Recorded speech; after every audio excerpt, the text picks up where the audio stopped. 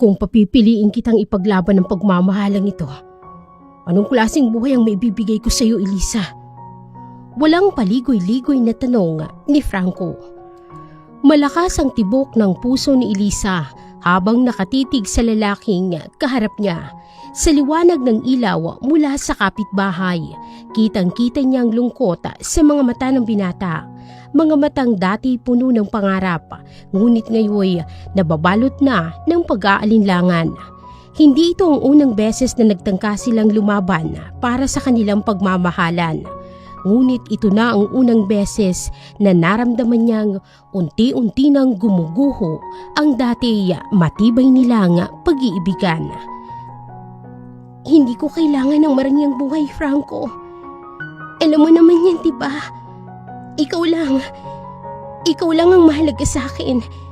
Yung ganito lang, simple, tahimik. Masaya naman tayo sa ganito, diba? Napakapit siya sa braso ng binata. Pilit na hinahanap ang dati nitong lakas ng loob. Ngunit si Franco, hindi makatingin sa kanya. Bumuntong hininga ito, ipinikit ang mga mata at mahinang nagsalita. Pero kailangan mo ng buhay na tahimik, Elisa. Hindi yung bawat araw, parang takas tayo. Sa bawat araw na lang na dumadaan, umaharap ka sa pang-aalipusta ng nanay ko. Ayoko ng ganito. Ayokong nakikita kang nahihirapan o kahit na sino man sa pamilya mo. Kaya lang naman nagkakaganito ang buhay mo dahil sa akin eh. Franco. Tama na, Elisa. Tumingin ka nga sa mga mata ko.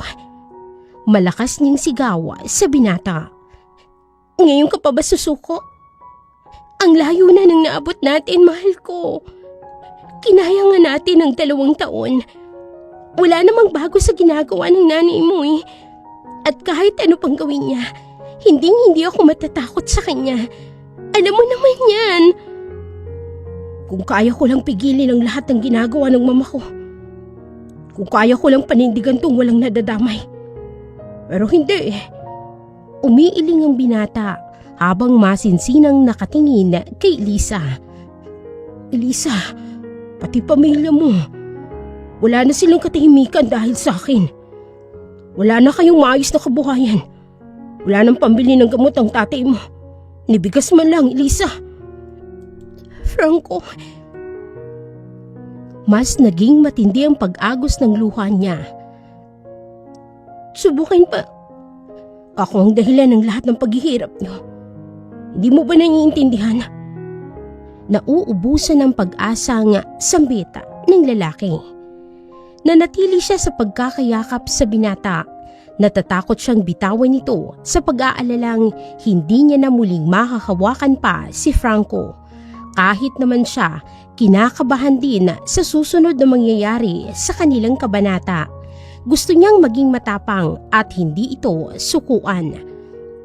Franco, huwag mo namang gawing dahilan to para sumuko ka. Sabihin mo na lang kung ayaw mo na.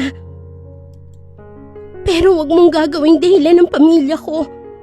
Kasi kung ako ang tatanungin, kahit paulit-ulit pang durugin ng mama mo ang pagkatao ko, pipiliin pa rin kitang mahalin.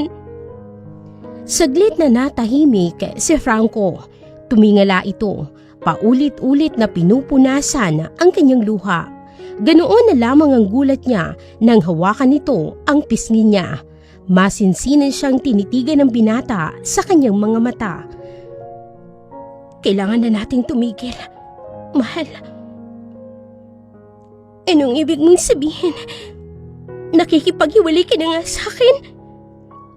Elisa, kaya kong tiisin ang lahat. Pati na ang mama ko. Pero hindi ko kayang makita na ikaw at ang pamilya mong naghihirap. Para lang manatili ako sa buhay mo. Hindi ako lalaki. Kung hahayaan kong ganyan ang kapalit ng pagmamahalan natin, kahit saan tayo mapunta, susundan tayo ng mama ko. Alam mo kung anong kaya niyang gawin. Mapaghiwalay lang tayo. Tumulo na ang mga luha ni Elisa. Umiiling siya at pilit pang umaasa. Franco, huwag mo tong gawin. Hindi ko kayang mawala ka. Ayusin na lang natin to. Magtulungan tayo gaya ng dati. Sige na naman, mahalo. Kakayanin natin to. Makakasurvive naman tayo eh. Patawad, Elisa. Ako nang bibitaw. Hindi madali ito para sa akin. Ngunit itong makabubuti para sa atin. At sa isang iglap, ang lalaking handa niyang ipaglaban kahit buong mundo na ang tumitiwala sa kanila ay siya palang unang bibitaw. Iniwan siyang nakaluhod sa harap ng pag-asang tila isang porselanang nabasag. At sa katahimikan ng gabing yun, iniwan siya ni Franco kasabay ng mga salitang bumubulong sa hangin. Patawarin mo ko, Elisa. Halos himatayin si Elisa pagkatapos ng tagpong yun. Ibinuhos niya na ang lahat ng luha para mailabas ang lahat ng bigat sa kanyang puso. Hindi niya alam ang mangyayari sa kanya sa susunod. Para bang wala nang bukas para sa kanya ang lahat dahil wala na ito sa piling niya. Hindi na nagpakita pa si Franco kay Elisa pagkatapos ng tagpong yun. Sa bawat umaga, gumigising si Elisa. Umaasang babalik pa ang kanyang nobyo at maaaring nagkamali lamang siya ng kanyang desisyon. Pero habang tumatagal ay unti-unti na rin nauubos ang pag-asa ni Elisa. Ramdam ng dalaga at ng kanyang pamilya sa mga panahong yon na hindi lahat ng pagbitaw ay kawalan ng pagmamahal. Minsan, yon ang pinakamasakit na paraan ng pag-iingat upang maisalba lamang sila. Isang buwan ang lumipas mula nang tuluyang iwanan ni Franco si Elisa. Isang buwan ng katahimikan, luha at pilit na pagtanggap sa pagkabigo. Ngunit isang umaga, sa pagdampi ng sikat ng araw sa bintanang kahoy ng kanilang munting bahay, bumaliktad ang pag-ikot ng mundo ni Elisa. Buntis si Elisa. Nanginginig ang kanyang mga kamay habang hawak ang resulta ng pregnancy test. Tumigil ang oras. Hindi niya alam kung matatakot ba siya o matutuwa. Isang bahagi sa kanyang puso ang nananabik, ngunit ang mas malaking bahagi ang nasasaktan na tila ba nawawalan ng pag-asa. Franco, bulong niya habang pilit na iwinawak siyang mga alaalang naiwan ng binatang minsang nangakong ipaglalaban siya. Sa kabilang dako naman, sa isang marangyang mansyon, si Franco ay unti-unti nang nilalamon ng sariling anino. Wala nang gana, wala nang direksyon ang kanyang buhay. Parang humintong umikot ang kanyang mundo nang tuluyan na nga niyang wakasan ang relasyon nila ni Elisa. Si Elisa lamang ang unang babaeng minahal niya ng totoo at pinangarap niyang makasama habang buhay. Ngayon ay wala siyang magawa kung hindi palayain ang babaeng tila naging bilanggo sa kanyang piling. Nag-aalala na rin ang kanyang donyang nanay sa kanya. Kahit anong pilit nitong pakainin siya o kahit paliguin man lang ay hindi siya pinapansin. Palagi na lamang siyang nakatulala at tila nawawala ng ulirat sa bawat araw na lumilipas. Franco, anak, ayusin mo naman ang sarili mo. Malakas na sambit ni Doña Hermana nang hindi ito makatiis. Anak, babae lang yun. Hindi naman siya ang mundo mo. Hindi kayo bagay. Lalong-lalo nang hindi siya nababagay na maging isang Lopez na tulad natin. Ngunit sa bawat salitang yon, tila pinupunit ang kaluluwa ni Franco. Hindi siya sumasagot, hindi kumikibo. Mas pinipili niyang tumitig sa kawalan habang hawak nito ang huling litrato nila ni Elisa. Isang litrato na nagpapakita ng masaya at kontentong buhay si Franco. Isang hapon, habang nag-aayos ng mga gamit si Franco sa kanyang silid, napatingin sa kanya ang matandang kasambahay nilang si Aling Belen. Makikita sa katulong ang matinding pag-aalala. May mga salitang hindi nito napigilang sabihin. Sir Franco, may sasabihin po sana ako sa inyo, sir. Nabalitaan ko ho Mula sa isang malapit na kaibigan ni Elisa. Si Elisa ho, buntis ho pala. Parang yumanig ang mundo ni Franco. Nahulog sa sahig ang hawak niyang libro. Kasabay ng mabilis na paglalakada palabas ng mansyon. Walang paalam, walang pasabi. Tanging hangin at luha ang kasama niya habang binabaybay ang daan pabalik kay Elisa. Pagdating niya sa harap ng bahay ni Elisa, ilang ulit siyang kumatok. Nang bumukas ang pinto, hindi kaagad nakapagsalita si Elisa. Makikita ang gulat at ang ekspresyon nito. Napabaling ang tingin niya sa hawak nitong tiyan na bahagyang umbok na at ang mga mata nito makikita ang tila mga gabing hindi pinapatulog ng pagluha. Tahimik silang nagkatitigan hanggang sa biglang niyakap ni Franco si Elisa. Mahigpit at puno ng pagmamakaawa. Patawarin mo ko, Elisa. Kung alam ko lang, hindi kita bibitawan. Handa akong harapin ang lahat basta nandiyan ka. Ngunit itinulak siya ni Elisa ng mariin. Bakit ngayon ka lang, Franco? Nang iwan mo ko, sinira mo ang lahat ng tiwala ko. Ngayon sasabihin mo na kaya mo akong panindigan? Nagpapatawa ka ba? Tumulo ang mga luha ni Franco. Hindi siya makasagot. Ramdam niyang hindi sapat ang anumang paliwanag. Bago siya tuluyang umalis, inilabas niya mula sa kanyang bulsa ang isang maliit na kahon, luma na.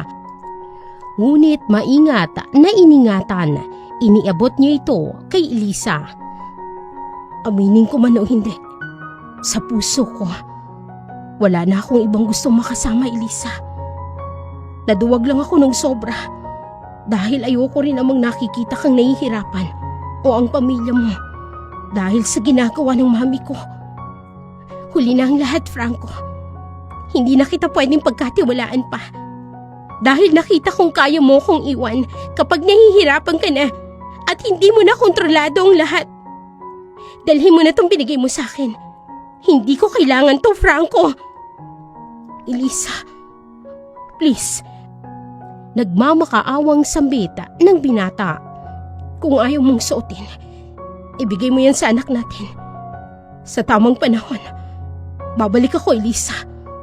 Hindi na ako susuko at makakayang ipaglaban kayo. Pagkaalis ni Franco, marahang binuksan ni Elisa ang kahon. Ang laman ay isang singsing na gawa sa ginto at isang sulat na may linyang gumuhit sa kanyang puso. Franco and Elisa for eternity. Tahimik ang mansyon nang dumating si Franco sa kanilang bahay. Buo na ang kanyang loob. Aalis na siya at paninindigan ng nabuong pangako nila ni Elisa. Walang pagdadalawang isip, mabilis ang kanyang naging pag-iimpake. Pababa mula sa kanilang hagdanan ay laking gulat niya nang makita ang kanyang inang nakaupo sa malapad na couch ng kanilang living room. Bakit may dala kang maleta, Franco?